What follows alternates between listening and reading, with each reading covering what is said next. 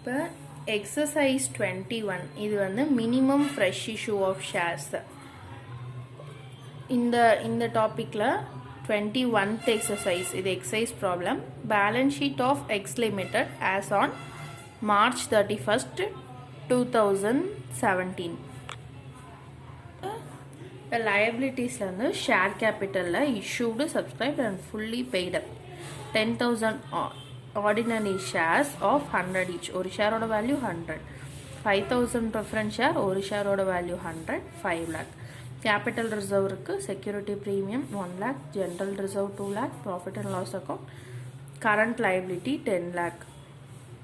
ஒரு அசட்டில் fixed asset 22 lakh, current asset 8 lakh. இப்போ இங்கே என்ன கண்டிஷன்னா, the preference shares are to be redeemed at 10% premium.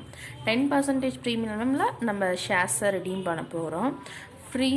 Fresh issue of equity shares is to be made to the extent required under the Companies Act for the purpose of this redemption. The shortfall in funds for the purpose of redemption after utilizing the proceeds of the fresh issue or to be made by taking a bank loan. இங்கே என்ன சொல்லியிருக்காங்கன்னா, இப்போ நம்ம issue பண்ணுற fresh issue amount வந்து நமக்கு சஃபிஷியண்ட்டாக பத்தலை அப்படிங்கும் போது மீதி அமௌண்ட் வந்து நம்ம எப்படி எடுத்துக்கணும்னா பேங்க் லோனை ரைஸ் பண்ணி எடுத்துக்கணும். கம்பெனியில் இருக்க எந்த அமௌண்ட்டும் நம்ம டச் பண்ணக்கூடாது. அதுக்கு தான் இந்த லைனு. இப்போ ஏதாச்சும் ஷார்ட்ஃபால், ஃபண்ட்ஸில் ஏதாச்சும் ஷார்ட்ஃபால் வந்துச்சு பத்தலை அப்படின்னா, அந்த purpose for the purpose of redemption after utilising the proceeds of the fresh issue are to be met by taking a bank loan. Bank லோனை ரைஸ் பண்ணி பத்தாத அமௌண்ட்டை பேங்க் லோன் ரைஸ் பண்ணி எடுத்துக்கோங்க அப்படின்னு சொல்கிறது தான் இந்த லைன். இந்த லைன் நல்லா பாருங்கள்.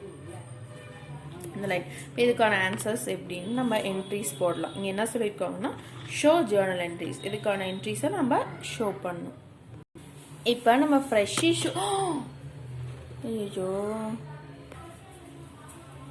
இப்போ ஃப்ரெஷ் இஷ்யூ நம்ம வந்து இங்கே எவ்வளோன்னு சொல்லலை. ஃப்ரெஷ் இஷ்யூ வந்து எத்தனை ஷேர்ஸ் இஷ்யூ பண்ணணும் அப்படிங்கிறது வந்து இங்கே கொஷினில் கொடுக்கல. அதை நம்ம எப்படி கண்டுபிடிக்கலாம் அப்படின்னா, இப்போ நம்ம கிட்ட எவ்வளோ தேவை அமௌண்ட் வந்து 5 lakhs இருக்கு நமக்கு தேவை. கொஷின்லேயே 5 lakh ப்ரிஃபரன்ஸ் ஷேர் ஸ்ட்ரைட்டாக கொடுத்துருப்பாங்க. ஆனால் ஜென்ரல் ரிசர்வில் எவ்வளோ இருக்குது? 2 lakh தான் இருக்குது. P&L அக்கௌண்ட்டில் 1 lakh தான் இருக்குது. அப்போ இது ரெண்டையும் ஆட் பண்ணால் 3 lakh. நமக்கு தேவை 5 lakh, ஆனால் இங்கே இருக்கிறது 3 lakh. So 5 lakh minus 3 lakh பண்ணால் 2 lakhs கிடைக்கும். 2 lakhs. அப்போ இந்த 2 lakhs டிவைடட் பை 100 பண்ணணும் அப்படின்னா எத்தனை ஷேர்ஸ் 100ஆல் டிவைட் பண்ணோம் அப்படின்னா நம்ம எத்தனை ஷேர்ஸ் இஷ்யூ பண்ணணும் அப்படிங்கிறது நமக்கு தெரிஞ்சிடும்.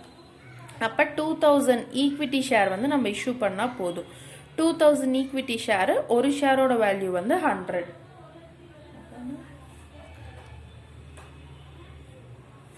2000 ஈக்விட்டி ஷேர், ஒரு ஷேரோட வேல்யூ 100 போட்டால் நமக்கு 2 lakhs கிடச்சிரும். இது எதுக்கு இதை வந்து நம்ம ஃபைண்ட் அவுட் பண்ணியிருக்கோன்னா, எத்தனை ஈக்விட்டி ஷேர் இஷ்யூ பண்ணுறோங்கிறதே அவங்க வந்து மென்ஷன் பண்ணலை. எத்தனை ஷேர் இஷ்யூ பண்ணுறோம் அப்படிங்கிறதுக்காக தான் இந்த கேல்குலேஷன் நம்ம போட்டிருக்கோம். 2000 into 100 அப்படிங்கிற கேல்குலேஷன் நீங்கள் எழுதிக்கோங்க. இப்போ நமக்கு ரிடம்ஷனுக்கு 2 lakhs கிடச்சிருச்சு. இப்போ வந்து நமக்கு 2 lakhs அமௌண்ட் வந்து நம்மக்கிட்ட இருக்குது. அப்புறம் அவங்க என்ன சொல்லியிருக்காங்க, எக்ஸஸ் அமௌண்ட் வந்து என்ன சொல்லியிருக்காங்கன்னா, பேங்க் லோனை ரைஸ் பண்ணி வாங்கிக்கோங்க அப்படின்னு தான் சொல்லியிருக்காங்களே தவிர கம்பெனியில் இருக்க எந்த அமௌண்ட்டையும் நம்ம எடுக்கக்கூடாது. இங்கே எதுக்கு நம்ம இங்கே காமிச்சிருக்கோன்னா, நமக்கு எவ்வளோ இங்கே மட்டும் காமிச்சிருக்கோமே அப்படின்னு ஏன் அப்படி சொல்கிறோன்னா, ஆல்ரெடி அது வந்து இதை நம்மக்கிட்ட எவ்வளோ இருக்குங்கிறத தெரிஞ்சாதான் நமக்கு எவ்வளோ வேணும் அப்படிங்கிறத நம்மளால் ஃபைண்ட் அவுட் பண்ண முடியும். அதுக்காக தான் இங்கே நம்ம இந்த கேல்குலேஷன் பண்ணியிருக்கோம். இது வந்து என்னென்னா, face value of preference shares is equal to general reserve plus P&L account. அதுதான் இது. அப்புறம் செகண்ட் என்ட்ரி என்னென்னா, நம்ம எக்ஸஸ் அமௌண்ட் இப்போ 2 lakh, 5 lakhல 2 lakh நமக்கு கிடச்சிருச்சு. ஆனால் மீதி நமக்கு வந்து தேவையான அமௌண்ட் வந்து நம்மக்கிட்ட இல்லை. அப்போ வந்து நம்ம அதை எப்படி ரைஸ் பண்ணிக்கலாம்னா பேங்க் லோன் மூலியமா. இப்போ பேங்க் லோனில் வந்து நம்ம ப்ரீமியம் ரிடம்ஷன் எப்படி பண்ணுறோன்னா ப்ரீமியமில் பண்ணுறோம். ரிடம்ஷன் வந்து ப்ரீமியமில் 10% பண்ணுறதுனால ஒரு ஷேருக்கு 10% ப்ரீமியம் அப்படின்னா 5000 ஷேர்ஸ் இன்ட்டு 10 50,000 நமக்கு ப்ரீமியம் தேவைப்படும். 50,000 ப்ரீமியம், அதனால் நம்ம 3,50,000 பேங்க் லோன் ரைஸ் பண்ணிக்கிறோம். அப்போ நமக்குள்ளே என்ன வரும் amount bank account debtor to என்னவா வருதுன்னா to bank loan account. Being bank loan availed for redemption purpose அப்படின்னு எழுதிக்கலாம். 3,50,000 இந்த எக்ஸ்ட்ரா 50,000 வந்து ப்ரீமியம்கான amount.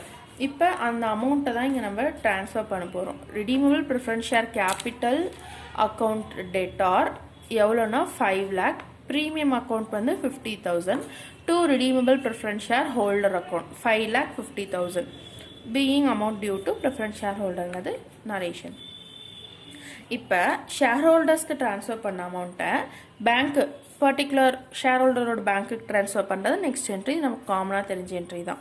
redeemable preference share holder account debt or 5,50,000 to bank account 5,50,000 being amount paid to preference shareholder.